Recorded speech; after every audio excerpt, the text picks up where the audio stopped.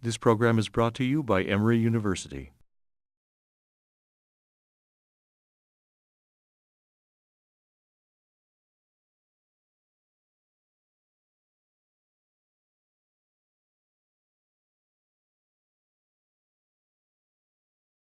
Reaction in these town hall meetings ought to be telling the Democrats something pretty profound. I can't remember any time I've seen this level of intensity. You have a country which is very worried about unemployment, is very worried about jobs, and it is very worried about spending. And I think that they are just appalled by the way in which the administration has pursued this. So you think the anger is sincere? That it's... Oh, yeah. I don't think you can... I mean, if you said to me there are 3 places in the country, I'd say, okay, good organizing. When you show me 50 places, that's a genuine popular uprising. FDR was the best politician of the 20th century, and he was very carefully attuned to the American people because he understood that a president cannot govern against the will of the people. You've got to constantly try to understand what will they tolerate, what won't they tolerate, what will they support, what will they be passive about, what will they actively oppose.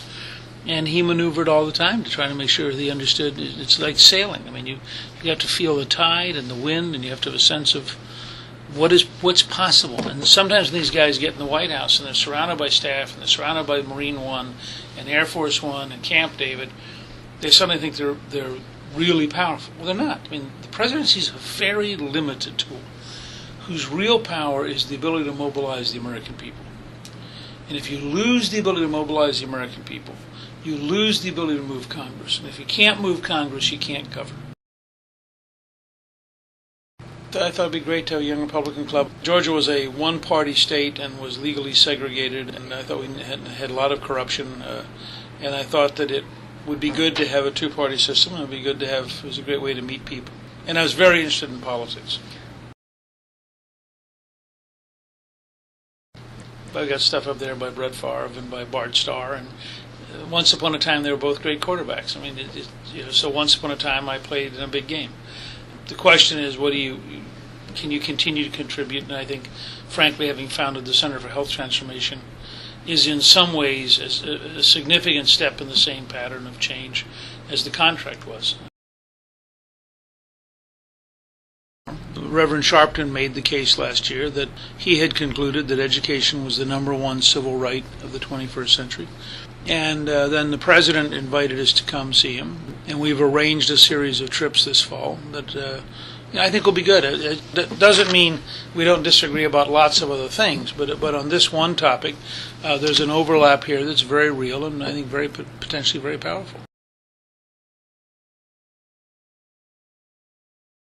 If I want to stay active, the trick is to go slow. If I walk through an airport and somebody wants to talk, I stop. If I walk down the street here and somebody wants to talk, I stop. When I go to the Basilica, where my wife sings every Sunday, I wait for my wife after church. Inevitably, people walk up from all over the country because it's the leading Catholic shrine in the country.